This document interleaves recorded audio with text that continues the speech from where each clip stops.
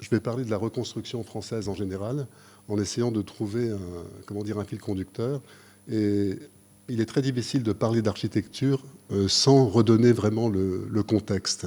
Un certain nombre de décisions, un certain nombre d'institutions qui se sont mises en place après la guerre continuent encore aujourd'hui de façonner notre rapport à l'architecture, au territoire, et il est important d'en dire quelques mots. Il faut se représenter ce qu'a été pour la France l'issue de la guerre. La France donc est sortie de cette guerre complètement épuisée. Il y avait quasiment 2 millions d'immeubles endommagés, dont un quart entièrement détruits. Il y avait une population d'environ 4 millions de personnes sans abri. La guerre a fait 600 000 morts, donc c'est beaucoup moins que la guerre précédente de 14-18 où il y avait 1,4 million morts. Mais nous avons ici essentiellement des civils, beaucoup plus de civils que de militaires, et puis une bonne partie sont morts dans les camps de concentration ou en captivité. Alors, sur le plan, de l'outillage industriel, c'est 60 000 entreprises, 60 000 établissements industriels qui sont sinistrés, 3 000 ponts et ouvrages d'art, 115 gares, 22 000 kilomètres de voies ferrées, 80% des installations portuaires aussi qui sont hors d'usage. Ces destructions se sont produites sur le territoire national, un peu partout, quasiment tous les départements sont concernés. Il y a donc 1800 communes sinistrées, et on a une première vague, et on va voir que ça va se traduire par un certain type de reconstruction. En 1940, ce sont les offensives terrestres, c'est la Blitzkrieg allemande, qui va détruire un certain nombre de villes à l'est et au nord de la France, notamment Amiens, Arras, Beauvais, Boulogne, Calais, Dunkerque, Lille, Rouen. Donc je parlerai juste de quelques cas. En 1941, ce sont les bombardements alliés sur la France occupée qui commencent à se développer. Ce sont les villes de Brest, de Nantes, du Creusot, Saint-Étienne qui sont détruites. Et en 1944, ce sont les bombardements en nappe, extrêmement destructeurs, qui vont préparer et accompagner le débarquement en Normandie. Et ce sont les villes de Royan, Saint-Nazaire, Lorient, Caen, Saint-Lô et Le Havre qui a été détruite. Le port du Havre a été détruit, la ville a été détruite, curieusement, 3 mois après le débarquement en Normandie. Alors, si on regarde ces quelques exemples, la ville d'Amiens a été détruite donc dans la première partie, disons, du conflit.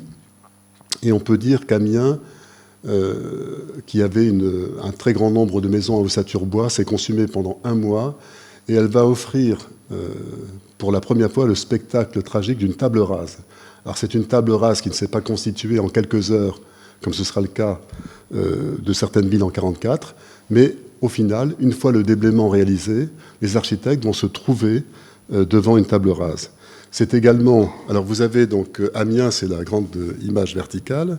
Vous avez à côté donc la ville de Royan, et ici la ville de Saint-Dié, qui a été détruite par les Allemands lors de leur repli en 1944, et également par un incendie.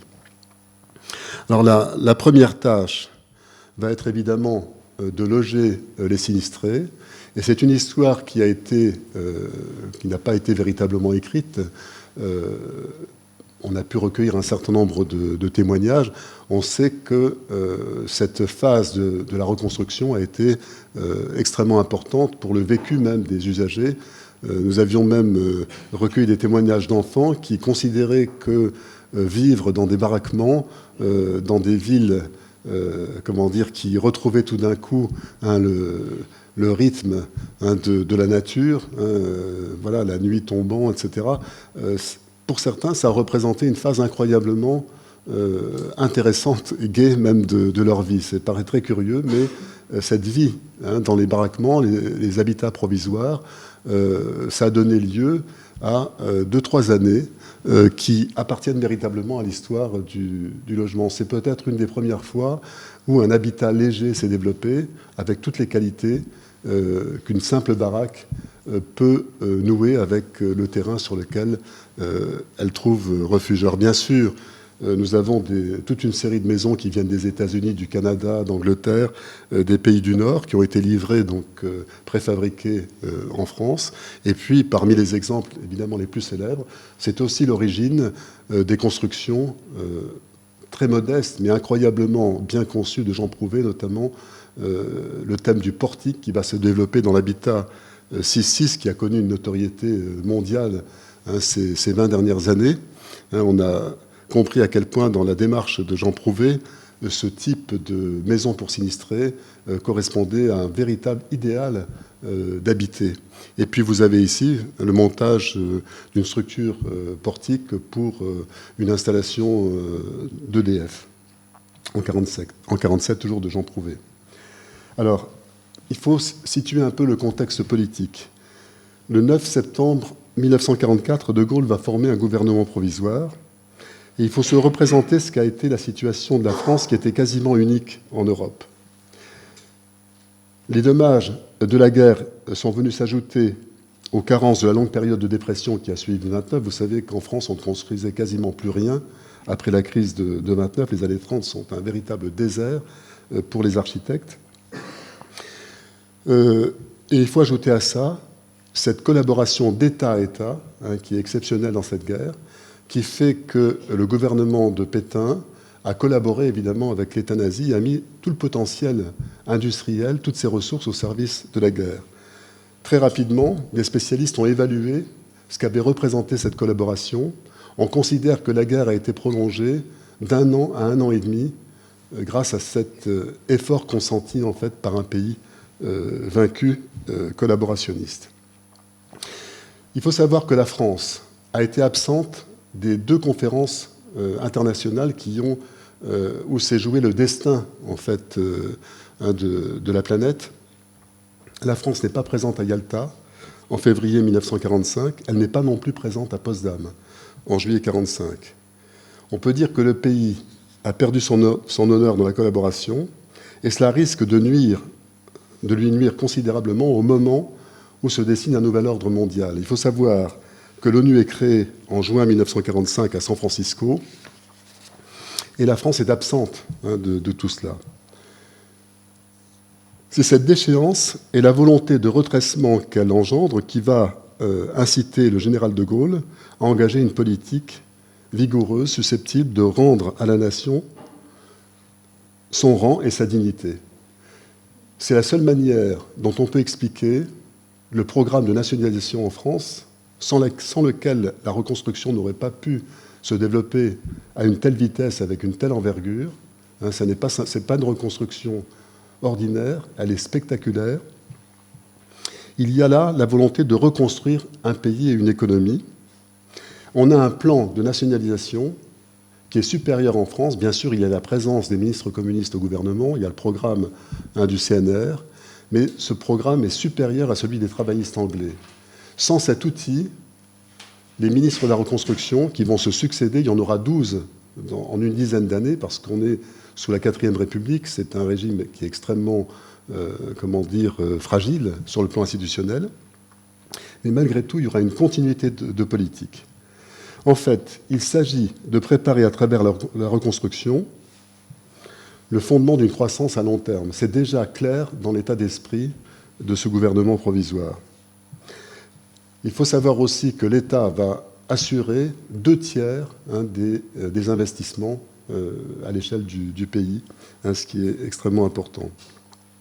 Dans un premier temps, donc, la priorité est donnée au secteur de base, l'énergie et les transports, à la modernisation du potentiel de production et à la prise en main des leviers financiers, ce qui est aussi décisif pour les opérations qui vont être lancées par la suite. Donc malgré l'immense pénurie, le redressement de la France va s'engager de façon spectaculaire. Il faut 3 années seulement pour récupérer le niveau économique d'avant-guerre. Et le niveau le plus élevé pour la France en entre-deux-guerres, c'était 29. On n'a jamais plus atteint ce niveau ensuite dans l'entre-deux-guerres. Eh bien, en 1949, le niveau de 29 est déjà atteint par l'économie française. C'est ce qui va préparer les 30 Glorieuses. C'est manifeste que ça va se jouer dès 1945. Donc, à peine sur les rails, la production française va atteindre des résultats inespérés. Le pays va connaître une modernisation continue qui va se poursuivre après 1958 avec une certaine stabilité politique. Le MRU, le ministère de la Reconstruction et de l'Urbanisme, qui a pris ensuite plusieurs noms, un ministère du Logement, un ministère de l'Équipement. C'est un véritable État dans l'État.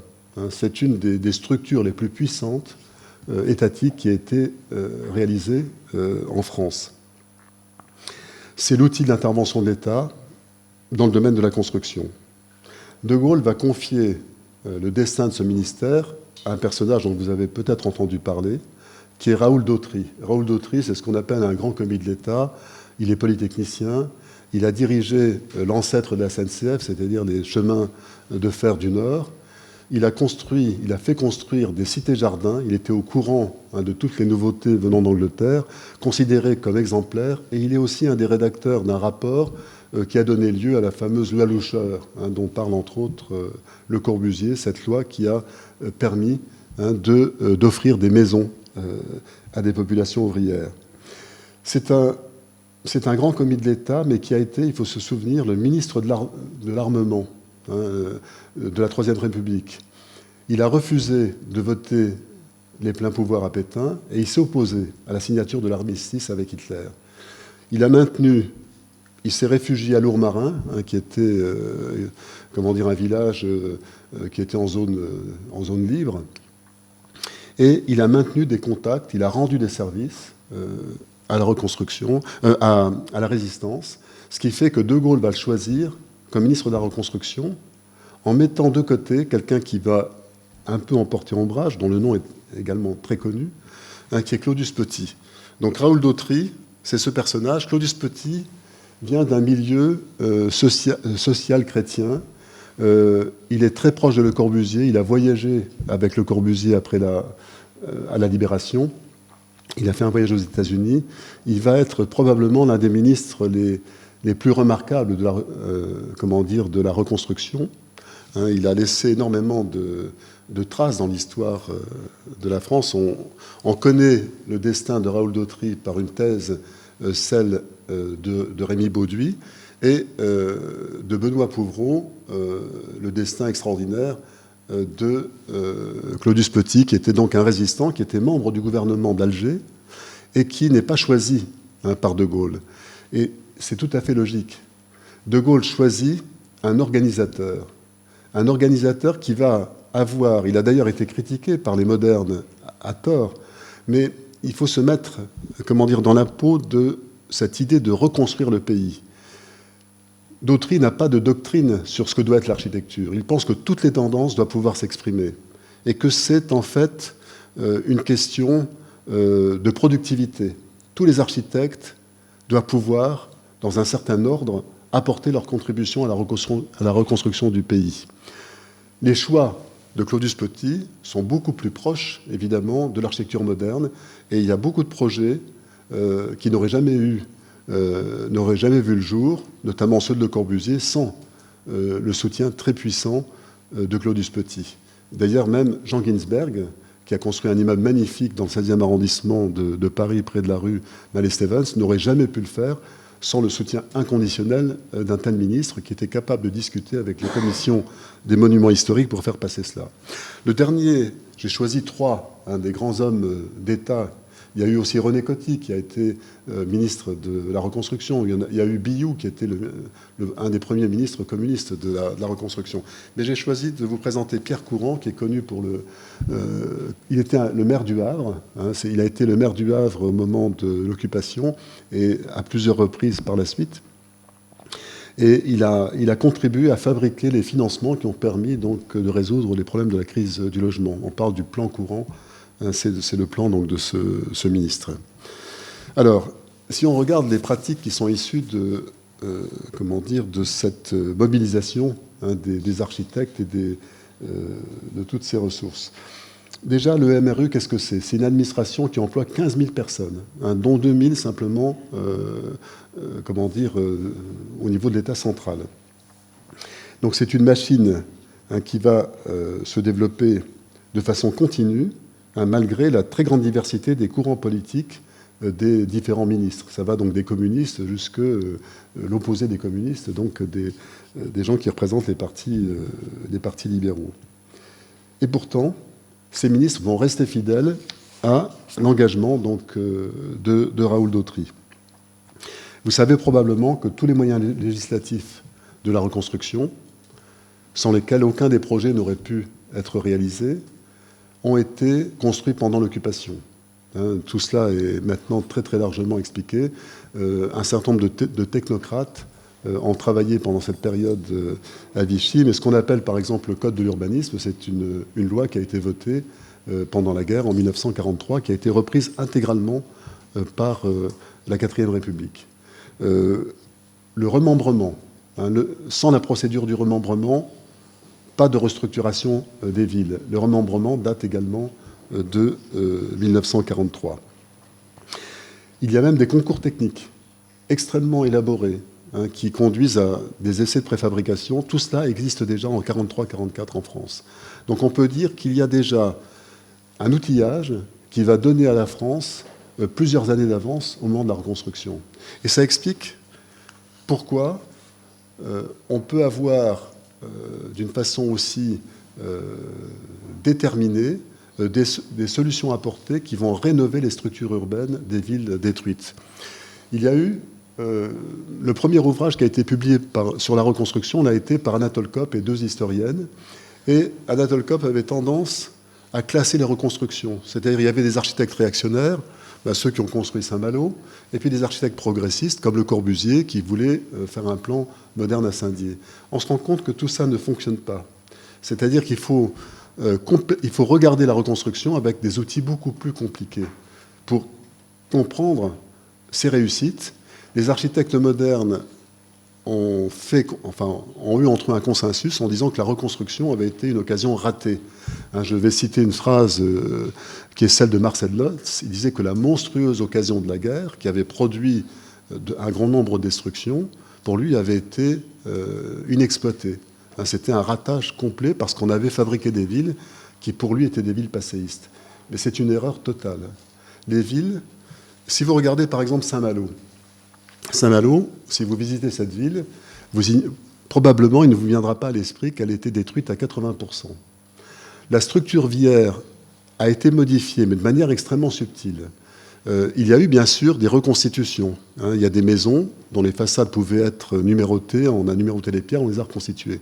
Mais la plupart des maisons qui ont été construites ont été des maisons intégralement repensées et modernisées. Vous avez des dalles de béton, bien sûr on utilise le granit, on utilise l'ardoise, mais on redresse les rues, on supprime la complexité du tissu hérité donc, des siècles précédents.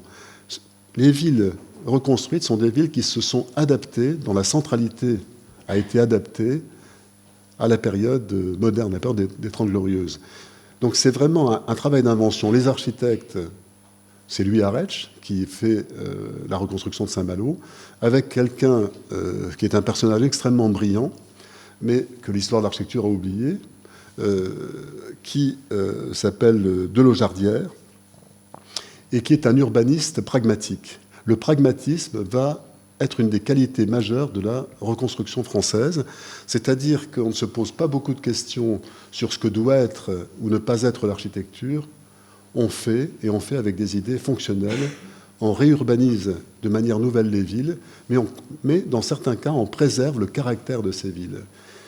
On ferait aujourd'hui un sondage, je vous dis, sur Saint-Malo. Je suis absolument certain que la plupart des gens qui se promènent à Saint-Malo ignoreraient que c'est une ville entièrement reconstruite à la Libération. Donc cette espèce de mise à l'échelle, de restructuration, est probablement l'un des traits communs de la plupart de ces villes françaises. La même équipe, Marc Briot de Lojardière et Arech, vont se retrouver à Caen. La ville de Caen ne pose pas les mêmes problèmes que Saint-Malo. Saint-Malo, il fallait Il faut savoir que Saint-Malo n'a pas été bombardé de la même manière. C'est l'artillerie américaine qui l'a détruite. Parce qu'on a ménagé aussi le patrimoine de cette ville. Et pour ces deux architectes, il fallait conserver le caractère de la ville dans l'écrin des fortifications de Vauban. Pour Caen, les choses sont plus simples. Mais immédiatement, Marc Briot de Laujardière annonce la couleur. C'est une reconstruction qui est extrêmement bien vécue par la population, qui va adhérer immédiatement aux objectifs, parce qu'il leur dit qu'on va conserver le caractère de cette ville de Caen, la ville des clochers. Il remet en marche des carrières de pierre, à un moment où il y a une très grosse pénurie de béton. Le béton va surtout servir à reconstruire l'appareil productif. Donc il y a une pénurie de béton, une pénurie d'acier. On remet en marche les moyens traditionnels de construction. On construit Caen, bien sûr avec des planchers béton, mais avec de la pierre de carrière voisine, avec des charpentes en bois, des toits d'ardoise. Mais il rajoute des rues. Les immeubles qui ont un toit sont bien souvent des bars. Et on s'imagine que c'est une reconstruction passéiste. C'est absurde. Il a supprimé mais des quantités de parcelles. C'est-à-dire qu'on a, dans beaucoup de cas, de 10 000 parcelles, on arrive, comme à Amiens, à 2 000 par exemple. Vous imaginez la force de cette transformation. Parce qu'on applique des modes de construction, extrêmement efficaces et dans un temps record. Je vous montre un autre cas, qui est celui de Tours. Tours, c'est cette image que vous avez ici. Alors, c'est un architecte dont le nom a été, un peu oublié, mais qui a fait, aussi un excellent travail. C'est Camille Lefebvre, je ne sais pas si le nom vous est connu. Tous ces gens-là sont des grands prix de Rome. Camille Lefebvre travaille dans une ville où 8 hectares du centre ont été détruits. Ça s'est tombé juste sur la rue nationale. Il a élargi la rue. Il a travaillé avec des moyens de la préfabrication, mais il a conservé le caractère de cette ville classique, très marquée par le XVIIIe. Donc là encore, c'est une modernisation qui se fait avec une très grande rigueur, et les habitants sont attachés à la conservation de cette image. Et puis je vous montre ici la reconstruction, passée sous silence, mais magnifique, de Sedan, qui est due à De Mailly, qui n'est autre que l'architecte du CNIT, qui a travaillé également avec Jean Prouvé sur la Tour Nobel par la suite. Donc c'est vraiment un personnage de premier plan et qui a fait dans de toute autre circonstance la reconstruction, très réussie aussi, de la ville de Toulon, avec des grandes barres qui constituent le front de mer. Donc vous voyez, le niveau de la reconstruction française est extrêmement élevé, et un certain nombre de qualités urbaines viennent des lois qui ont été mises en œuvre, copropriété, remembrement urbain. Donc cette architecture, il faut la regarder aussi de cette façon-là. Elle est extrêmement subtile. Ce qui est très intéressant, c'est que le ministère n'a pas exactement réalisé ce qu'il aurait voulu faire. Par exemple, vous avez ce schéma, qui est aujourd'hui extrêmement connu, mais qui peut paraître très surprenant. Vous avez la ville, un exemple de ville détruite. On va reconstruire cette ville détruite. La question qui est posée, sachant qu'on dispose des outils du remembrement, la question qui est posée par le ministère, est-ce qu'on va reconstruire la ville avec des rues, des places, etc. Évidemment, ils sont contre cela. On dit non, on ne va pas être esclave du parcellaire. Mais ce qui fait la qualité de la reconstruction, c'est précisément qu'elle s'est greffée sur une structure urbaine ancienne. Pourquoi les reconstructions sont tellement réussies? C'est qu'elles ont elles ont élargi la structure urbaine héritée des siècles précédents, elles l'ont remise, elles l'ont modernisée, mais elles ont conservé les rues, les places. Exactement ce que la direction de la construction voulait éviter. On espérait, pour des questions d'hygiénisme, pas seulement hériter de la Charte d'Athènes, mais aussi du mouvement urbaniste. On pensait qu'il fallait donner un autre type de rapport entre le bâti et l'espace public. Or, la reconstruction, les architectes n'ont pas suivi cela. Ils n'auraient pas pu le faire. Jamais la reconstruction n'aurait pu se dérouler sans l'assentiment des sinistrés. Les sinistrés sont présents. Il y a en fait un débat démocratique, souvent très tendu, entre les architectes. Ce qui fait l'intérêt de cette phase, c'est que jamais l'architecture n'aura été autant débattue, discutée sur la place publique que dans ces 10 années de la reconstruction française. On discute les valeurs urbaines, on discute le caractère des villes, de l'architecture, les valeurs du logement. Tout ça est placé sur la place publique et parfois dans des conflits majeurs. Et il est intéressant de voir ce que donnent les critères qu'ont en tête les architectes. Si vous avez eu l'occasion d'aller à Beauvais, Beauvais, c'est une ville qui a été détruite à 85%. L'architecte est peu connu, c'est un grand prix de Rome, dont le nom est Noël. Il a fabriqué une reconstruction extrêmement honnête. Il a eu un personnage qui est devenu célèbre par la suite pour le remembrement, qui a fait ses premières arbres là. C'est Jacques Tournant, qui était un élève de Perret, qui a fait le remembrement du Havre. Au Havre, il a pu refaçonner complètement la structure urbaine. Mais c'est quelqu'un que j'ai beaucoup côtoyé, je l'ai vu une centaine de fois, disons, avant sa disparition. Et Jacques Tournant considérait que ce qu'il avait fait à Beauvais était un échec, parce qu'on avait trop tenu compte des places et de ça.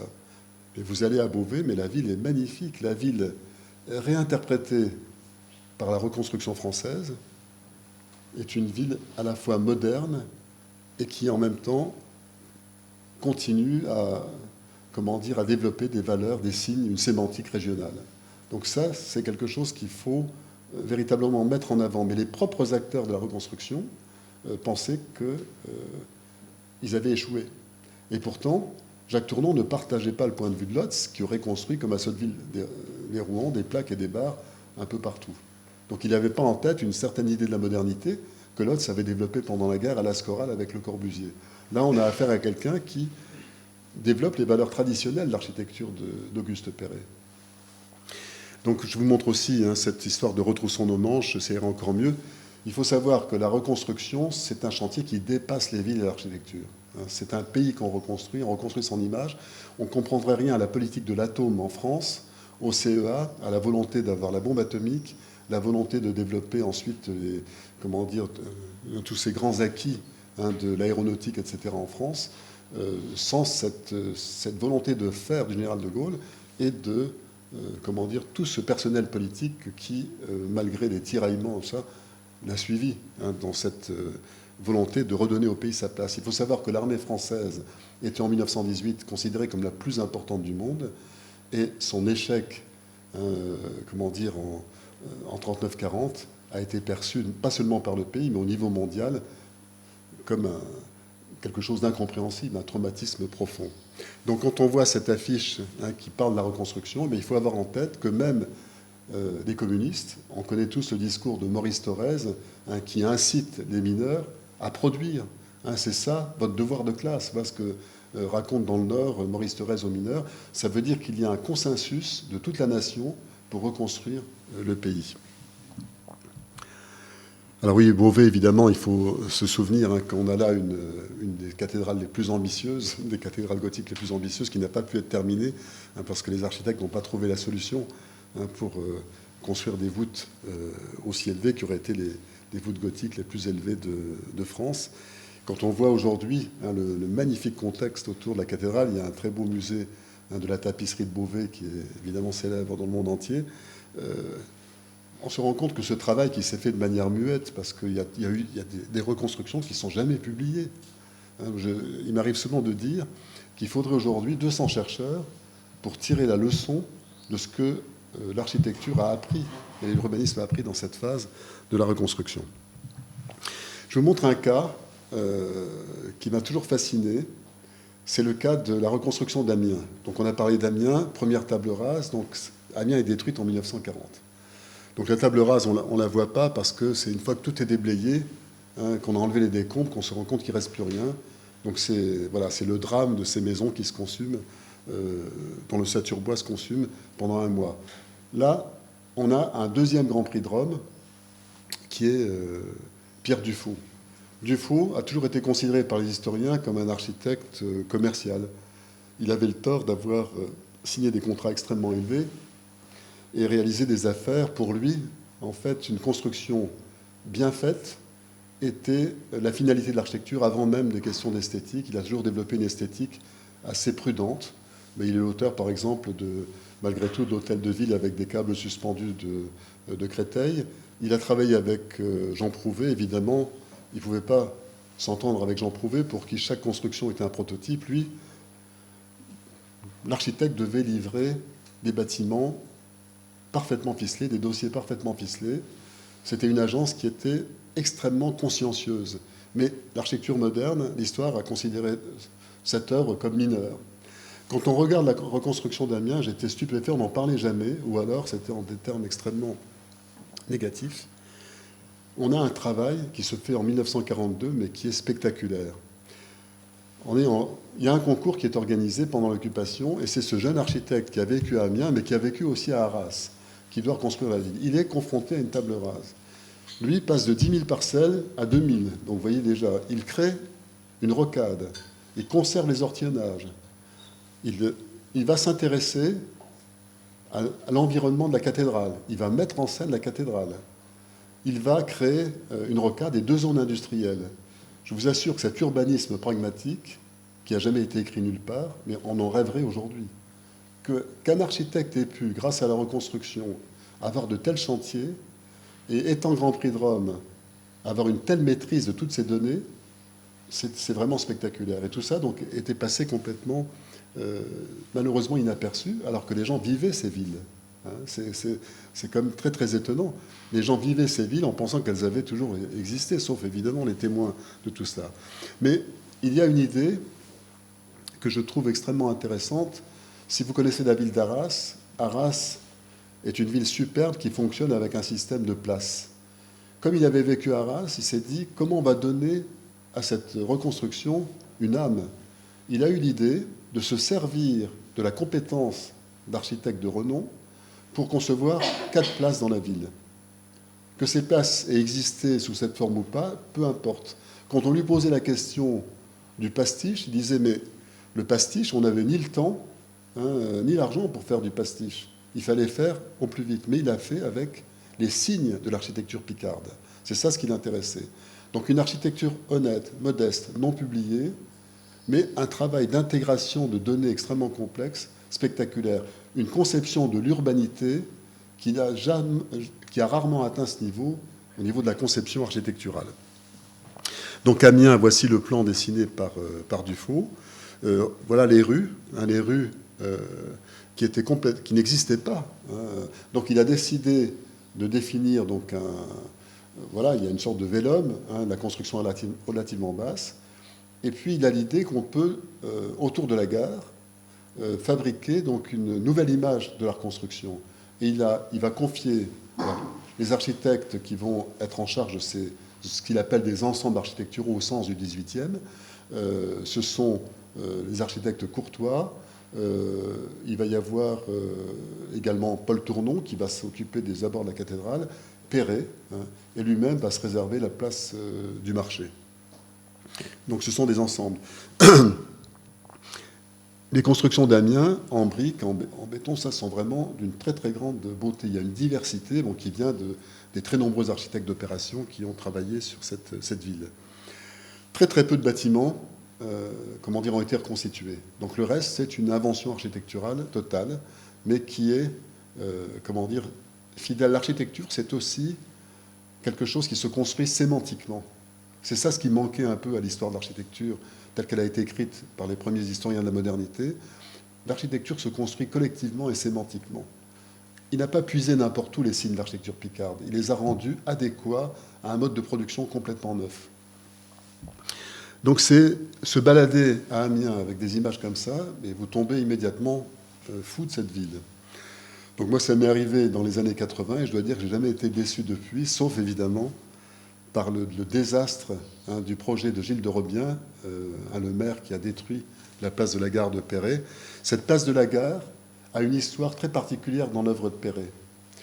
Dans le dossier de conception de cette place, on trouve des inventions absolument spectaculaires, des outils de conception particuliers. Par exemple, Perret a procédé, on a souvent dit, ses élèves ont dit que Perret n'avait pas de conception urbanistique. Alors il fallait pour ça regarder les projets qu'il a fait pour le Palais des Soviets, les projets pour la Porte Maillot, tous ces projets parisiens qui sont des inventions complètes qu'on peut ne rapprocher quasiment d'aucun autre courant d'architecture que le sien. Bien sûr, ce sont des projets structuristes, mais la trame est un outil de conception urbain. Et comment il va faire pour la reconstruction? Exactement comme il fait dans les projets parisiens.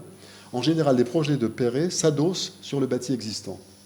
Quand il construit à Paris, il s'adosse grâce à une trame sur le bâti existant, parfois sur le relief de la capitale, comme dans son projet non réalisé pour le Trocadéro.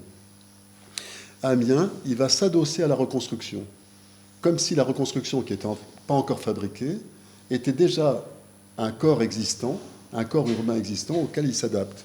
Et il invente des outils. Il faudrait, évidemment, j'ai réduit au maximum les images, mais on pourrait en avoir 50 sur Amiens. Mais vous voyez par exemple ici, il va développer une trame, ici. Il va donner à certains immeubles des formes qui sont adéquates à ce qu'on trouve derrière. C'est la trame qui va tout simplement permettre de définir à l'intérieur la chambre urbaine que représente la place. Ça va articuler la chambre urbaine. Il y a une gare routière, il y a une gare SNCF. Il aura beaucoup de mal avec les ingénieurs de la SNCF. Et puis il y a cette fameuse tour Perret qui au départ n'a que 24 étages et qui au fur et à mesure, alors qu'on n'en connaît même pas le programme, va atteindre le sommet spectaculaire de 104 mètres. Et ce qui est incroyable, c'est que tout le monde a conscience au moment où elle se construit qu'elle n'a pas d'autre fonction que de signal. Et si vous regardez les tours de Perret, aucune des tours n'a le même caractère. La tour de l'hôtel de Ville du Havre, c'est une tour de bureau.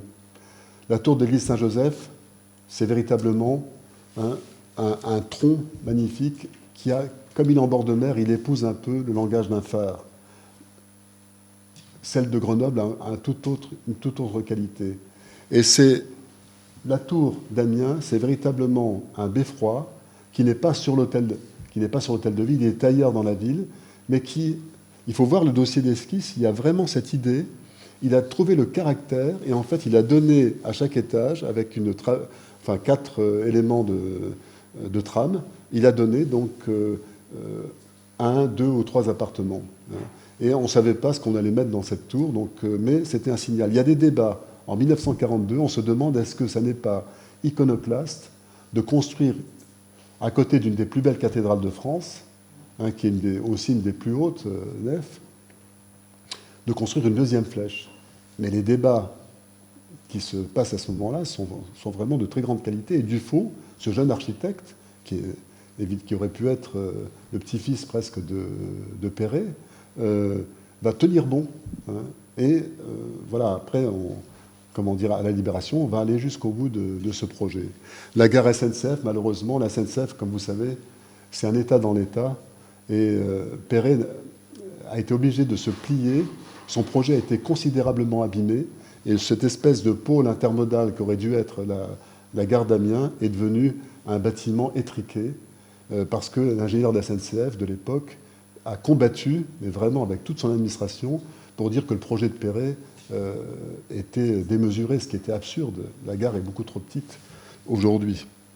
Donc voilà, ça c'est un cas extrêmement intéressant. Je vais vous montrer l'exemple de Saint-Lô. Je vais accélérer bien sûr un peu.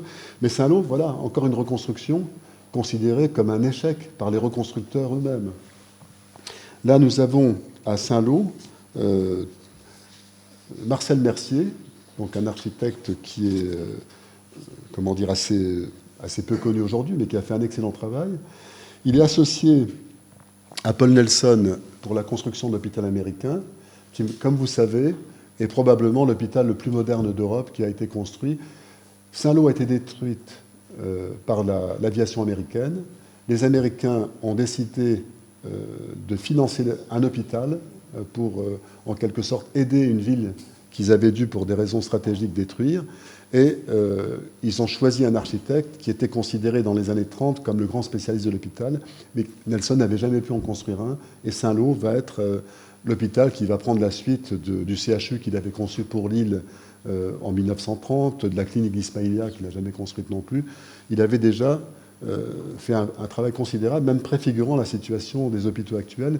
Il a passé une grande partie de sa vie à rédiger des normes architecturales pour l'OMS. C'est quelqu'un qui a sacrifié en quelque sorte sa carrière dans des tâches parfois rébarbatives.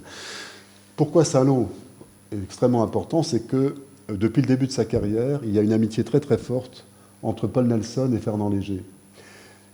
Fernand Léger a été enthousiaste par la proposition que lui a faite Nelson. Il devait mettre en couleur les volumes de l'hôpital de Saint-Lô. Il faut imaginer des volumes intégralement colorés. Ça aurait été probablement un projet dont on aurait parlé mondialement. Et là encore, ça ne s'est pas fait. Et finalement, il a été réduit un peu à ce qu'il a fait au plateau d'Assy. Vous savez qu'au plateau d'Assy, il a travaillé donc avec Novarina. C'est un très beau projet de Novarina. Et il a fait simplement en façade une mosaïque. Mais là encore, il y a une très belle mosaïque. Mais à côté du projet de plastique architectural et spatial Nelson Léger, Fernand Léger, évidemment, c'est une perte de signification considérable. Donc on aurait pu avoir quelque chose de spectaculaire. Il n'y a pas eu, comment dire, la volonté. Vous savez que tout ce qui s'est passé autour de la synthèse des arts, avec Le Corbusier, Matisse, etc., tout ce qui s'est passé avec le groupe Espace, a donné malheureusement des projets assez embryonnaires. Il y a quand même un acquis formidable, mais ça aurait dû produire beaucoup plus avec l'état des arts plastiques de la France de l'après-guerre. Donc Saint-Lô est intéressant pour la reconstruction urbaine, mais également pour cet objet dont la notoriété mondiale, qui est l'hôpital France-États-Unis de Saint-Lô. Vous connaissez probablement l'histoire de Marseille. Marseille, comme vous savez, ça n'était pas ce jeune architecte Fernand Pouillant qui est en charge du projet. J'ai eu la chance de rencontrer dans les années 80 Pierre Dalloz, qui était le sous-directeur de la construction au sein du MRU. Dalloz était très ami avec Perret. Marseille, c'est une succession de singularités. D'abord, la ville est bombardée par l'aviation allemande. Il y a 3 villes, dont Montpellier d'ailleurs, qui ont été bombardées en 1940 par l'aviation allemande. Donc il y a eu quelques destructions. Mais ensuite, c'est l'occupant nazi qui a demandé la démolition des immeubles. On a démoli des immeubles parce que c'était des foyers de résistance, etc. Donc ça a été démoli. Et il se trouve que l'urbaniste, architecte qui a été en charge de ça, c'est un des plus grands,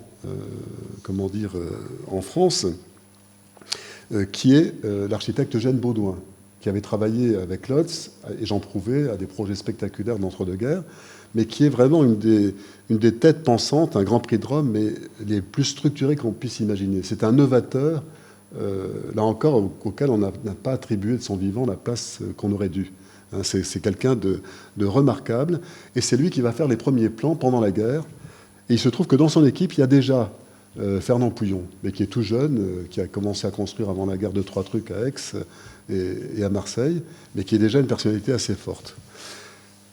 Il se trouve qu'il y a eu un premier architecte qui s'appelait Meyer Haineux, qui était en charge, après Baudouin, disons, du plan. Ensuite, c'est Roger-Henri Expert, l'architecte du Normandie, qui prend le relais.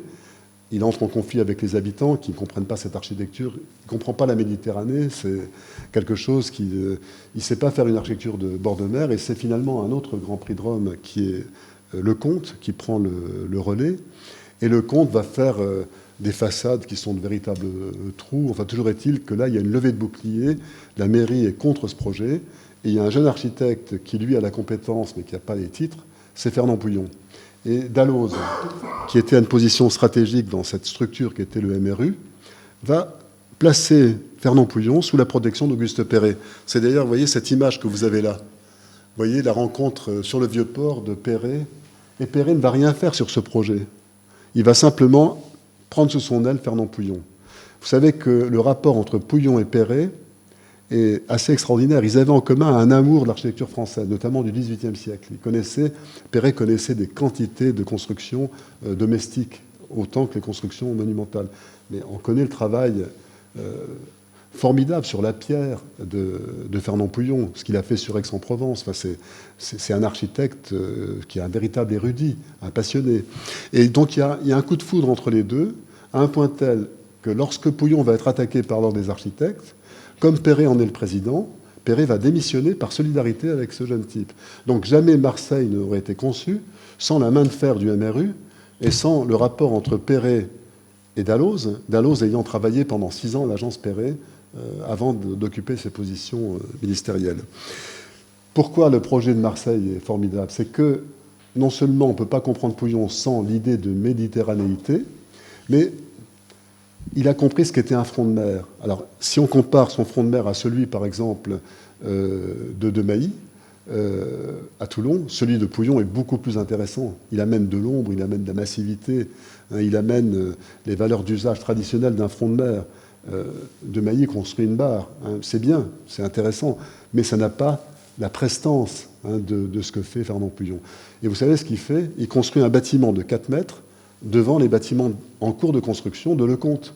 Il fabrique une façade épaisse avec ses loggias, ses commerces, et ça donne donc cette architecture spectaculaire avec des coffrages en pierre, etc.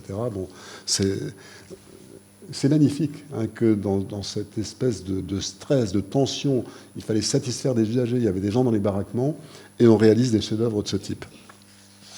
Un autre cas de figure qui n'a rien à voir avec les précédents, c'est un architecte dont le nom aussi a été un peu oublié, c'est Paul Abraham, qui est un architecte rationaliste de l'entre-deux-guerres, qui a écrit très tôt sur la préfabrication, qui remporte des concours sur des procédés, et qui va développer une idée, mais qui est très intéressante, c'est de préfabriquer des morceaux de bâtiments. On ne fabrique pas des systèmes complets, on fabrique des bouts de bâtiments. Ça, c'est une idée qui est toujours valable aujourd'hui. C'est-à-dire, on pourrait aujourd'hui...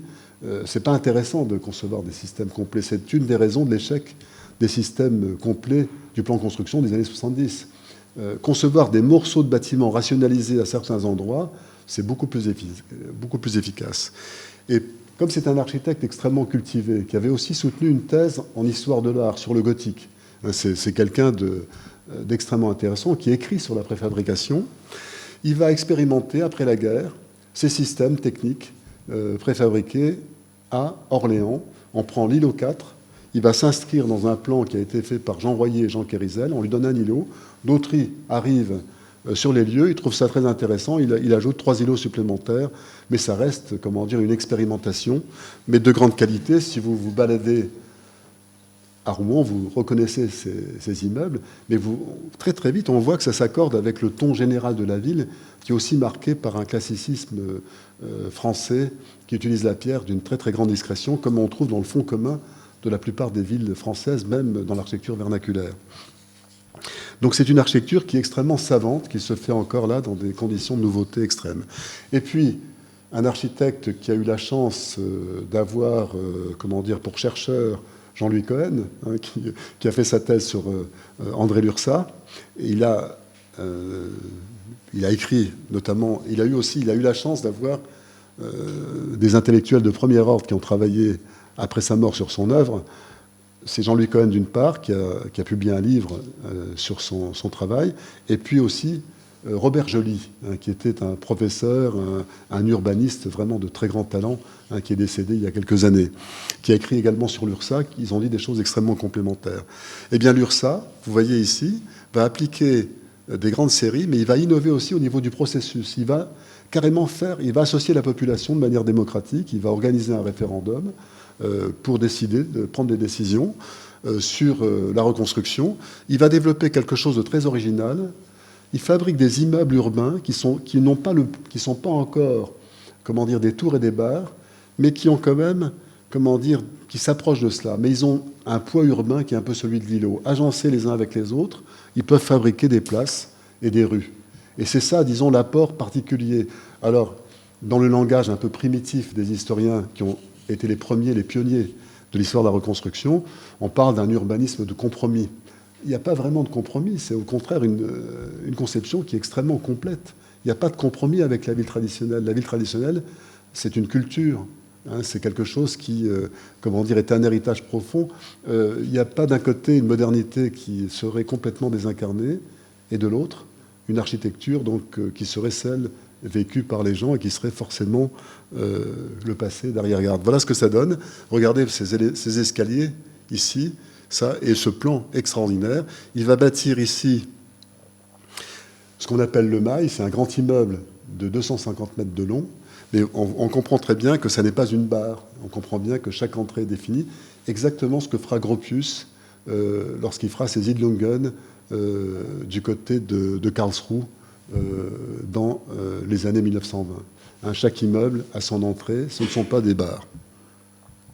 Et puis il réalise aussi, avec son frère Jean Lursa, hein, qui est un plasticien, le rénovateur de la tapisserie en France, à Aubusson, il réalise l'église aussi, qui est une belle réussite, l'église de Maubeuge. C'était la reconstruction donc, de Maubeuge. Un mot juste sur Royan, hein, qui est un exemple très connu, c'est une ville de 12 000 habitants. Elle est vouée plutôt au tourisme, c'est une ville balnéaire. Donc là, il y a des décisions très rationnelles qui sont prises rapidement par Claude Ferré et Georges Vaucheret, hein, qui sont les architectes urbanistes de Royan. Un boulevard perpendiculaire, on accroche un front de mer à cela, des rues adjacentes. Tout le monde connaît l'architecture, hein, de cette période qui correspond un peu à l'image qu'a donnée Jacques Tati, hein, dans ses films, une modernité bienveillante, amusante, mais qui n'est pas exactement celle dont ont rêvé Le Corbusier et Marcel Lotz.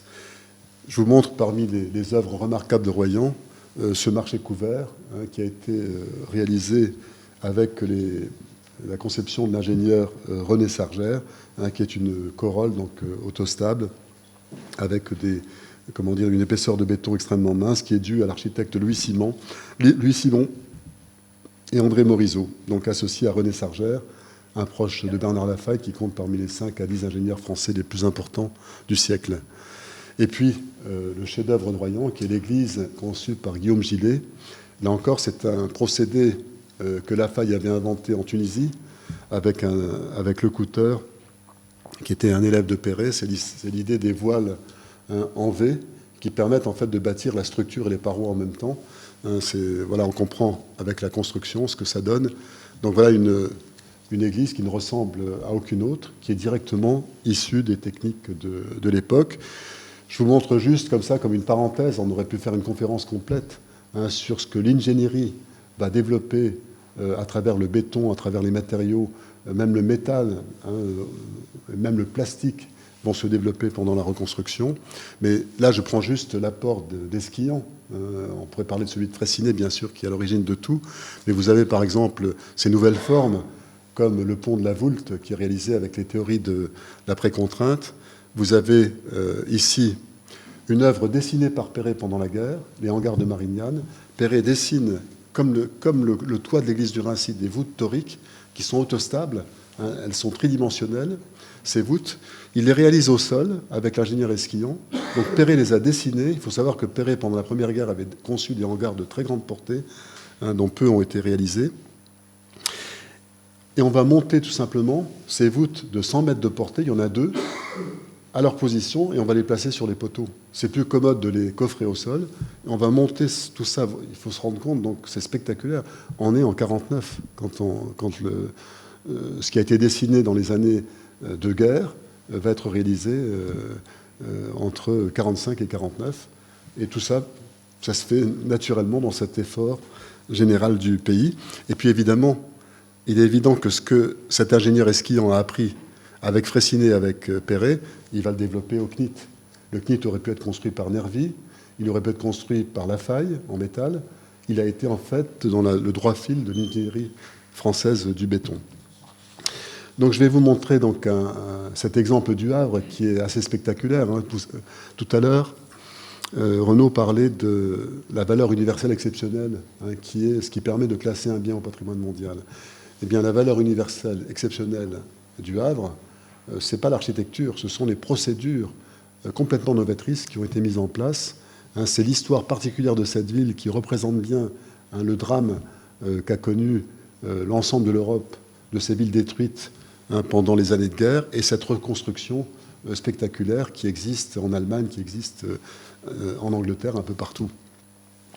Je vous montre 4 images pour aller très vite qui montrent l'ampleur du processus. Vous avez ici la ville du Havre en 1939.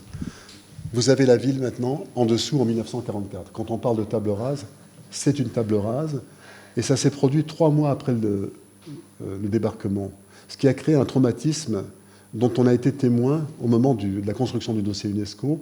La population havraise n'arrivait pas à comprendre pourquoi la ville avait été détruite. La ville a été détruite. Alors on entendait des trucs absolument lamentables. Des gens parlaient de crimes contre l'humanité. Certains ont dit que l'aviation, c'était les Canadiens et les Anglais, s'étaient acharnés sur le Havre pour détruire un concurrent au port anglais. C'est absurde. En fait, ce qui s'est passé, c'est que le débarquement, bien sûr, a été une hécatombe, mais une fois les troupes alliées débarquées sur le sol français, les armées se sont trouvées très très rapidement, en quelques semaines, aux frontières du Reich. Il y a eu un effet de surprise considérable. Mais comme le Havre était un bastion du mur de l'Atlantique, évidemment, il aurait été absurde que les généraux anglais et américains s'attaquent à cela. Hein, surtout qu'il y avait il y avait là des militaires allemands qui pensaient que la guerre n'était pas encore perdue. Donc qu'est-ce qu'ils ont fait? Le débarquement a lieu à 57 km du Havre, mais évidemment, ils contournent la ville. Mais à un moment donné, ils arrivent aux frontières du Reich, il n'y a plus d'essence pour les voitures, il faut libérer un grand port. Et ils ont décidé que ce port, parce qu'il avait l'ampleur, c'était le Havre.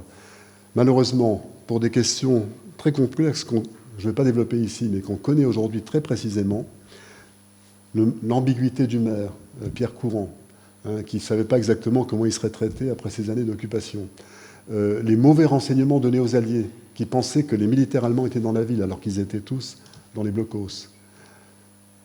Pierre Courant n'a pas été clair avec la population. La population, voyant que la guerre était quasiment finie, n'a pas évacué. Et il y a eu un raid allié, il y a eu quand même 3500 morts, il y en a eu 5000 au total au Havre pendant la Deuxième Guerre mondiale, mais en 2 heures, on a tué. Et ce qui est incroyable, on nous a raconté des histoires terribles. Il y avait des militaires qui saluaient les jeunes filles qui étaient au sol sans se rendre compte qu'ils allaient détruire leur famille sous les bombes. Donc vous voyez le traumatisme terrible qui s'est produit à ce moment-là. Donc en réalité, c'est parce que la destruction du Havre vient en grande partie d'une attitude ambiguë des autorités locales, une population qui pense que la guerre est déjà finie parce que Paris est libéré, etc., qui ne croit plus au danger, et puis aussi les mauvais renseignements donnés. Il y a des attaques absurdes qui ont été déclenchées, qui n'auraient jamais été déclenchées si l'information avait circulé. Donc vous voyez ce que ça donne ici. Et voici la ville du Havre, ici. Donc là, nous sommes en haut en 39. Là, nous sommes en 44. En haut, sur la droite, nous sommes en 49. Vous voyez que la ville, si on regarde bien, il y a des baraquements encore partout. On a juste déblayé. Et il y a juste quelques immeubles construits. Alors qu'à Caen, la ville est déjà quasiment réalisée, puisqu'on emploie des moyens traditionnels. Il n'y a pas de problème de pénurie. Et ensuite, la ville en 69. Si vous comparez la ville de 39 à celle de 69, on a l'impression, on comprend ce que c'est que le desserrement urbain qui s'est produit. Vous avez une ville qui est fabriquée avec des tours et des bars, mais quand même des îlots de 100 mètres par 100 mètres. Il y a de vraies rues, il y a des commerces sous les immeubles, il y a des vraies places. Mais regardez le desserrement. Donc si vous comparez la carte qui est en haut à gauche avec la photo aérienne, pardon, qui est en bas à droite, vous comprenez le processus incroyable de desserrement qu'a produit la reconstruction. Certains îlots qui avaient 2600 habitants à l'hectare ont été dédensifiés. On est arrivé à une densité moyenne de 700 à 800 habitants pour l'ensemble de la ville. Si vous comparez la table rase à la photo de 1949, vous vous rendez compte que la reconstruction du Havre n'a pas suivi le même processus que les autres reconstructions. Et ça va créer des débats terribles dans la ville. Les gens ne comprennent pas, alors que les sinistrés rentrent dans leur logement, qu'au Havre, on est encore dans les baraquements 4 ans après. Mais c'est parce que la ville a été conçue comme un processus de préfabrication gigantesque, d'industrialisation presque du bâtiment, avec des expérimentations presque de laboratoire. Et une fois que la machine a été mise en marche, le Havre a rattrapé son retard. Mais il a fallu mettre en place des processus particuliers. Donc le Havre, c'est 150 hectares détruits. C'est un remembrement conduit par Jacques Tournant, le grand spécialiste, qui fait qu'on peut établir un projet sans parcellaire sur 150 hectares. Ça ne s'est jamais vu, sauf sur des terrains comme Brasilia, des terrains où il y avait peu de choses. Brasilia, il y avait quand même des villages, mais c'était presque, je veux dire, par rapport à une ville qui a été détruite, il y a aussi les habitants qui sont là, les survivants. Donc on ne bâtit pas n'importe quoi, il y a ces échanges. Donc Tout ceci montre l'exceptionnalité du cas du Havre. On sait que Perret voulait construire la ville sur une plateforme. Il y avait une véritable pénurie, il faut reconnaître que c'était vrai. On n'a pas accepté, mais il faut savoir qu'au Havre, la masse des décombres a augmenté le sol, a élevé le sol de la ville, une fois tout ça passé au bulldozer, au rouleau compresseur. Le niveau de la ville a augmenté d'1,50 m. Perret voulait placer la ville sur une plateforme à 3,50 m, selon des idées qui étaient déjà présentes, notamment de Hénard au XIXe siècle. Une ville fonctionnelle, ça n'a pas été possible. Pourquoi le Havre est un cas d'espèce? Dès lors que vous avez un tel terrain, quel plan vous allez adopter? Eh bien, comme l'atelier Perret est un atelier qui est conçu avec une unité, on pourrait dire, théorique, ce sont les élèves de Perret qui l'ont constitué, on va organiser un concours interne. Et je vous montre ici trois, parmi une dizaine de projets, qui vous montrent le plan général de reconstruction du Havre. Ici, vous aviez un plan qui résolvait les grands problèmes urbanistiques du Havre, qui réorientait les fronts de mer avec une trame unique. C'est un plan qui est dû à José Humbert. Bon, je crois que la pile est vide. Voilà. Un plan qui est dû à José Humbert. Ici, vous voyez un plan qui est dû à Herman. Il fait une ville-jardin avec des immeubles à redans qui viennent directement des typologies mises en place par Le Corbusier dans les années 30. Et puis ici, donc, un plan de Lambert et Le Donné, une étude de synthèse, et puis le plan Perret, qui est un plan qui est très, très au-delà de ce qu'ont conçu ses propres élèves. Le plan Perret a quelque chose de particulier, c'est que, bon, il va reprendre, comme certains des plans, certains tracés, mais vous voyez que le problème, c'était je commande ça très vite. L'histoire du Havre fait qu'il y avait le noyau ancien, qui datait de François Ier, qui s'était développé ensuite. On avait reculé plusieurs fois les murailles. Et puis à un moment donné, on les a détruites vers le milieu du XIXe siècle. Et ça a donné donc des grands boulevards qu'on pouvait encore voir sur les traces de la ville détruite. Et Perret donc décide évidemment de maintenir ces boulevards. Et là, il va procéder à une sorte de desserrement de la trame. Toutes les rues vont donner sur la mer. Voilà, le Havre est vraiment conçu par Perret comme une ville portuaire. Et puis vous avez ici une espèce de coulée verte. Là, j'ai fait une photo sur l'avenue Foch, c'est cette verdure que vous voyez là. Mais Perret avait planté des milliers d'arbres. C'est-à-dire que vous pouviez aller de la place de l'hôtel de ville, vous pouviez en fait traverser à l'arrière des fronts de mer la ville dans une succession. Enfin, vous aviez une sorte de grande coulée de verdure qui permettait d'aller de la place de l'hôtel de ville vers la porte Océane et de la porte Océane vers le front de mer sud. Malheureusement, Perret n'a pas pu réaliser son plan. Les habitants se sont opposés à cette réalisation et ça a donné l'état du Havre actuel qu'on ne comprend pas lorsqu'on visite le Havre. Les habitants ont voulu aligner le boulevard, vous voyez, qui est oblique ici, qui est le boulevard François Ier. Je vais essayer de le montrer. Ce qui explique que la ville est corsetée, en fait, dans son bâti. Les fronts de mer ont coupé la ville de toute relation à l'océan. Et comme ont été mis en place dès 1951 des processus qui préfigurent les grands ensembles, tout le front de mer a été bâti avec un système industriel et un type, comment dire, d'appropriation du logement qui en a fait une périphérie. Donc c'est dans le débat que s'est joué le sort du plan Perret. C'est-à-dire le plan Perret était meilleur que celui de ses élèves, mais le plan qui a été réalisé au Havre, négocié, est un plan qui fait régresser la ville considérablement. Donc sans l'histoire de la reconstruction, on ne comprendrait pas ce qu'on voit au Havre. Alors le Havre est connu parce qu'il y a eu cette trame de 6,24 m par 6,24 m. Il fallait une trame dès lors que vous aviez une dalle. Il fallait qu'on retombe sur les points porteurs, évidemment, mais la dalle n'a pas eu lieu. On a maintenu la trame pour des raisons de préfabrication. Il y a une très grande diversité des immeubles.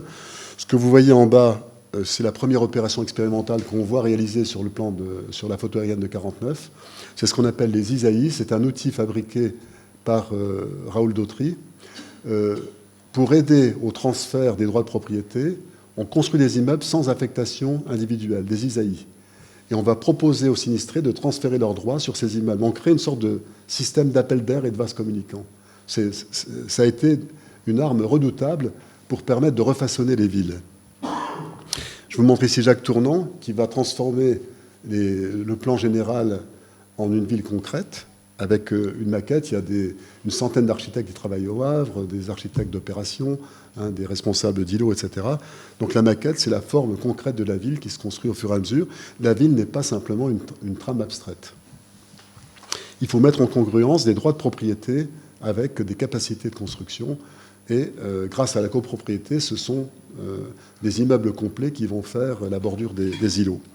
Voilà l'opération quasiment industrielle qui va remplacer le projet qu'avait espéré Perret en front de mer. C'est plusieurs milliers de logements. Avec une nouvelle loi sur les systèmes industrialisés, on va préfabriquer des éléments de construction, parfois à plusieurs milliers d'exemplaires. Donc on va baisser considérablement le coût de la construction. Ici, vous avez une expérimentation. On a testé une ossature coulée en place et une ossature préfabriquée, par exemple, pour voir ce qui était le plus intéressant. Donc il n'y a pas de préjugés sur ce qu'il faut faire. La préfabrication n'est pas considérée comme plus moderne que le coulage en place. Puis voici des images qui ont donné une fausse image du Havre. Parce que dans les années 50, quand sont publiés les premiers textes, les gens s'imaginent que c'est une ville monumentale. Mais en réalité, la végétation sur l'avenue Foch n'a pas encore poussé. Ça n'est pas du tout l'impression qu'on a au Havre. On n'a pas l'impression d'une ville monumentale.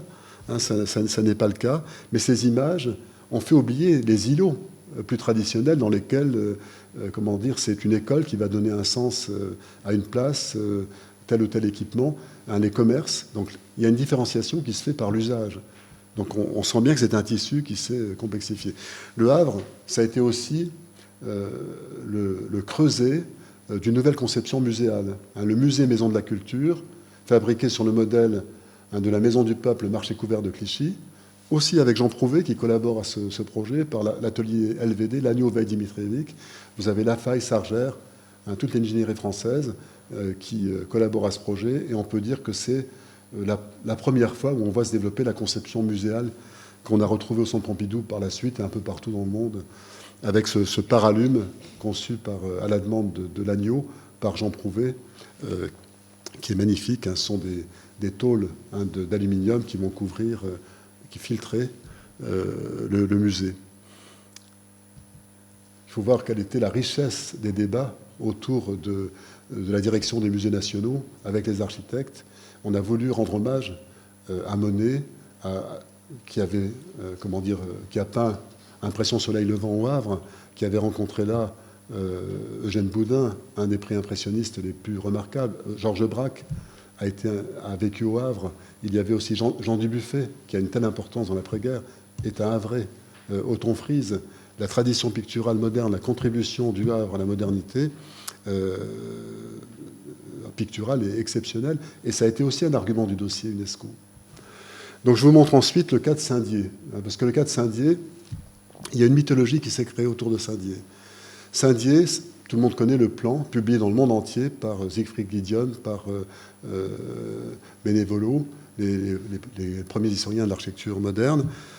Voilà, le plan le plus perfectionné issu de l'atelier Le Corbusier, c'est pour Saint-Dié. C'est vrai que c'est le plan le plus élaboré qui correspond à ce qu'il va faire ensuite à Chandigarh, moins bien ce qu'il a voulu faire à La Rochelle, ce qu'il a voulu faire aussi avec Lotz à Saint-Gaudens. C'est-à-dire prendre la substance urbaine d'une ville de 10 500 habitants et la réinjecter en 8 unités d'habitation dans un grand parc avec une sorte d'agora. Giedion en parle très bien. Mais Le Corbusier n'est pas l'architecte en chef ni l'urbaniste de Saint-Dié. C'est un ancien qui admire d'ailleurs Le Corbusier, qui est proche de la famille Prouvé, qui est héritier de l'école de Nancy. C'est Jacques André qui est l'auteur, disons, du projet. Et Jacques André, à un moment donné, va se retirer parce que la pression que fait Jean Prouvé, que fait Le Corbusier et tous leurs amis communs, fait qu'à un moment donné, il se retire, et c'est un architecte un peu moins connu, Malo, qui va faire cette reconstruction. Si vous lisez Anatole Kopp, d'un côté, vous avez ces habitants passéistes, des syndicats qui veulent des maisons, on a l'impression qu'il y a une population de demeurés qui a refusé le plan le plus extraordinaire qu'on leur offrait sur un plateau d'argent. En réalité, quand on regarde la reconstruction qui a été faite, mais elle est remarquable, elle est magistrale. Si vous avez l'occasion d'aller dans cette ville des Vosges, c'est une modernité, adaptée aussi de l'architecture régionale, mais infiniment, plus aiguë parce qu'elle est construite par un moderne authentique qui avait son bureau sur la place Stanislas et qui était le fils d'Émile André de l'école de Nancy, un ami pendant très longtemps de Le Corbusier, mais s'opposant sur ce cas. Pourquoi Le Corbusier est là? C'est un industriel, Jean-Jacques Duval, qui dirige une association qui va finalement construire l'usine verte de Le Corbusier, qui est aujourd'hui classée au patrimoine mondial, la fameuse usine Duval, qui est la contribution. Bon. Donc regardons cette reconstruction, elle est faite de béton, elle est faite d'enduit rose, là où on n'a pas pu mettre de grès, mais c'est un vrai plaisir de se balader à Saint-Dié. C'est une œuvre remarquable. Quand on regarde le plan de Le Corbusier, il est probablement, comme je le disais, une des conceptions les plus abouties de Le Corbusier. Il faut simplement, très vite, avec quelques images, refaire l'histoire des unités d'habitation.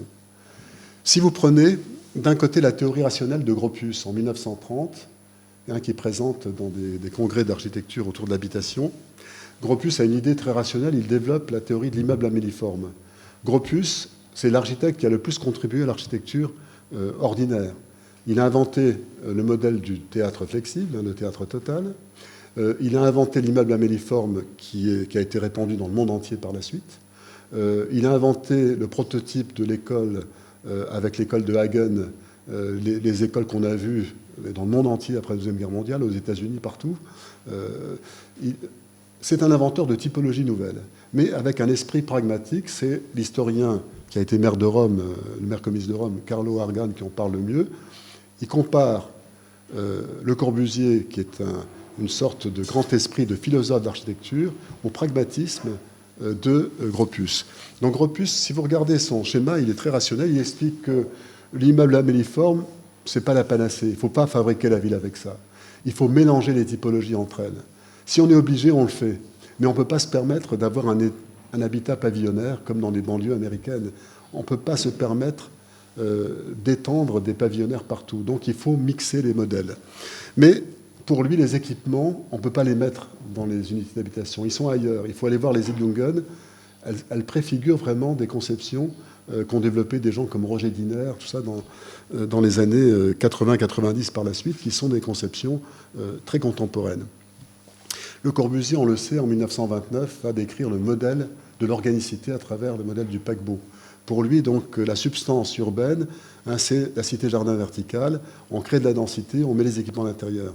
Le problème, c'est que la ville se développe, comme l'ont très bien expliqué les économistes, les urbanistes des années 1970, les équipements se développent de manière,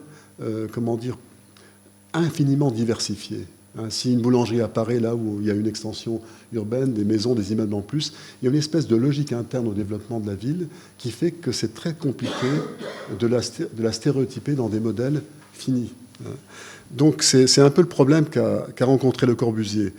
On connaît le succès de Marseille, c'est Rainer Banham, le théoricien du brutalisme, mais qui n'est pas le théoricien de l'architecture brute. C'est le théoricien des conceptions urbanistiques modernes, de tout ce mouvement qui s'est développé en Angleterre, qui a réinterprété Le Corbusier. Il a expliqué finalement que la réussite de l'unité d'habitation, c'était plus la plastique de l'immeuble que les théories urbanistiques qui étaient en dessous. On pourrait dire que, comme Le Corbusier n'a bâti aucun plan avec plusieurs unités d'habitation, il n'a jamais pu faire la démonstration de ce qu'il avait avancé. Donc il a toujours bâti des parcelles. Et j'ai comparé cela, si vous regardez Marseille, et si vous regardez une unité d'habitation de Briey. Ces immeubles n'ont rien à voir l'un avec l'autre. L'un est construit dans le cadre de Crédit HLM, il est construit après le concours de Rotterdam, mais surtout après le passage de Jean Dubuisson. D'un côté, vous avez un système, ponctuel, de poteaux et de dalles. De l'autre côté, vous avez des refends porteurs. La productivité en France a été doublée plusieurs fois dans les 30 Glorieuses. Le nombre de logements réalisés au départ, c'est 50 000. Très vite, on arrive à 100 000, à 300 000. Et le sommet est atteint à la fin des années 70 avec 550 000 logements par an, un chiffre qu'on n'a jamais atteint. Donc, regardez, la substance de l'immeuble n'est plus la même. C'est-à-dire qu'on ne pourrait pas comprendre la construction d'une unité d'habitation de Briey, comme celle d'ailleurs de Nantes Rosé, sans le formidable effort, dans la substance même de la conception de Corbusier, il y a l'effort considérable de productivité qui est accompli en France. Et l'origine, il faut regarder le chantier de Brie. En 18 mois, le bâtiment, était debout. C'est une entreprise d'ouvrage d'art qu'il réalise, celle qui a bâti déjà Nantes, mais qui avait bâti aussi le bâtiment de la cité universitaire de Paris, le bâtiment du Brésil. C'est spectaculaire. Mais c'est du refend porteur, et vous connaissez probablement, parce que je crois qu'à Montpellier, vous avez la chance d'avoir Pascal Péris, qui est un grand spécialiste du buisson. Et donc, grâce à lui, comme Pascal a enseigné à Nancy, il est venu plusieurs fois accompagné du Dubuisson, on l'a vu plusieurs fois. Mais Dubuisson nous a raconté, il arrive en bonne position au concours, le premier concours, qui va déboucher sur les grands ensembles, qui est celui de la cité Rotterdam à Strasbourg, où toutes les équipes qui vont fabriquer les grands ensembles sont déjà présentes, équipes d'architectes, BET et entreprises. Et on va lui proposer un chantier. Et on lui demande de travailler avec le système Camus qui existe. On lui envoie voir une opération au Havre. Quand le malheureux Dubuisson arrive au Havre, mais il est désespéré. Il se rend compte qu'en fait, qu'est-ce qu'a fait Camus? Il a fabriqué un espèce de château de cartes avec des façades porteuses. Il n'y a pas d'architecture. Il a pris une maison traditionnelle et il l'a bâtie, voilà, avec des panneaux. En fait, en l'espace d'une nuit, une nuit tragique, il a inventé le refend porteur et le coffrage tunnel. Et ça donne l'opération géniale de Saint-Germain-en-Laye pour le quartier général de l'armée américaine, avec ses loggias, avec un système porteur qui est perpendiculaire aux façades. C'est une construction remarquable. Eh bien, ces conceptions-là ont imprégné la conception même de Le Corbusier. On ne peut plus bâtir autrement. Il y a une sorte de niveau général des techniques qui va s'appliquer dans tout le logement social. Donc voilà, pour conclure ceci, on sait que c'est dans les mêmes années de la reconstruction que se met en place la politique de résorption de la crise du logement.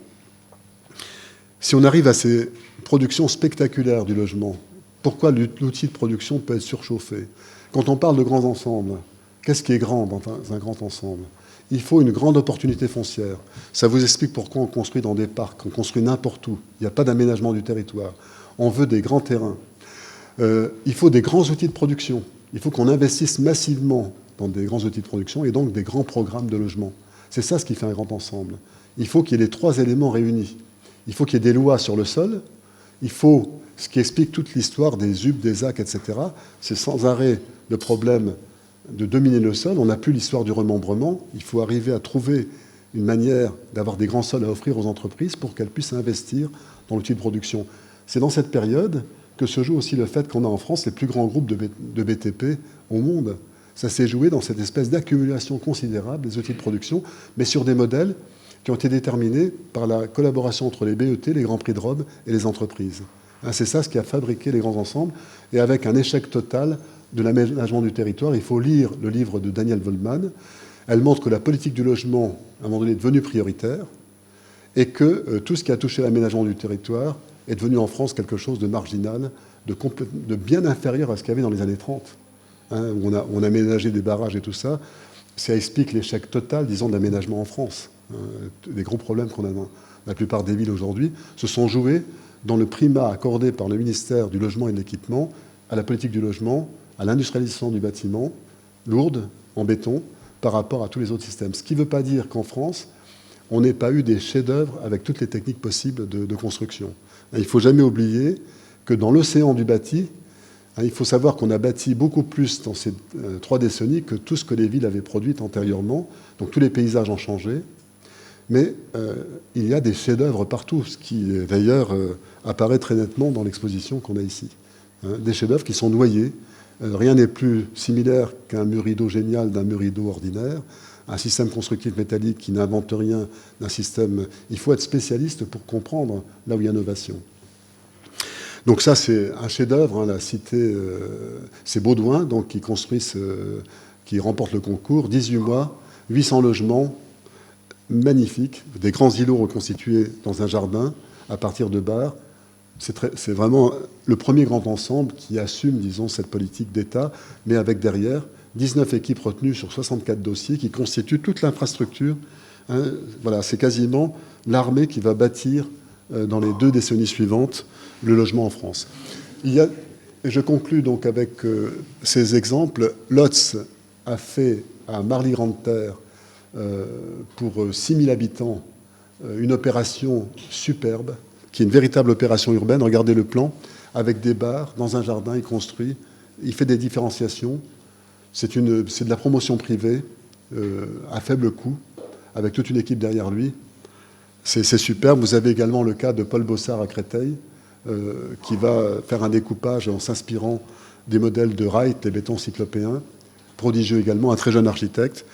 L'architecte Ginsberg, auteur de beaux immeubles parisiens dans les années 30, qui fait encore des beaux immeubles, comme on le voit ici, soutenu donc par Claudius Petit, juste à côté de la rue Malestéban, c'est de la villa La Roche de Le Corbusier, un immeuble remarquable en plein Paris en inversant l'îlot, et puis qui était très fier du petit ensemble qu'il a bâti à Meaux, de 2000 logements. Il y a une continuité entre cette modernité extrêmement raffinée et ces grands ensembles très soignés qui constituent ce que la Charte d'Athènes appelle des unités d'habitation. Je vous montre Bernard Zerfus, qui lui aussi a un parcours éblouissant. Il y a ici un intrus. L'intrus, c'est ce dessin que vous voyez ici. Il date de 1928. Il est dû à Marcel Breuer. Et il va servir de modèle à Zerfus, qui admirait Marcel Breuer pour le grand ensemble du Haut-du-Lièvre à Nancy, où il va bâtir deux bars, entre autres, de 400 mètres et une de 300 mètres avec un système mixte métallique et béton. Donc c'est une épopée formidable. Vous avez la contre-démonstration de Fernand Pouillon à Meudon, qui est peut-être une des plus belles démonstrations qu'il ait réalisées, qui montre comment on peut donner à cette massivité du logement social le poids de véritables immeubles urbains. Les tentatives d'Émile Aillot, avec ses amis plasticiens, ici les Courtillères, il a fait de très grands ensembles qui, malheureusement, ont tous assez mal tourné pour des raisons qui échappent, bien entendu, à l'architecture. Et puis je finis par cet exemple. On a une montée progressive jusqu'à 10 000 logements avec Labourdette et Boileau qui construisent Sarcelles, avec des immeubles, des conceptions urbaines de grands îlots qui sont hiérarchisés et d'une véritable qualité. Bon, il y a tout un débat autour de Sarcelles, la Sarcellie, tout ça, mais ce serait une autre histoire. On sait que l'architecture n'est que un des éléments qui a conduit au scandale de Sarcelles, et probablement l'élément le plus minoritaire. Il y a surtout l'arrogance de ces autorités d'État dans cette façon de fabriquer le bâti sans les équipements. Tout ça, on s'est habitué à bâtir sans les usagers. C'est un contexte issu de la reconstruction, mais qui n'a plus la complexité du débat démocratique de la reconstruction. Ce sera donc la dernière image de cette présentation. Voilà.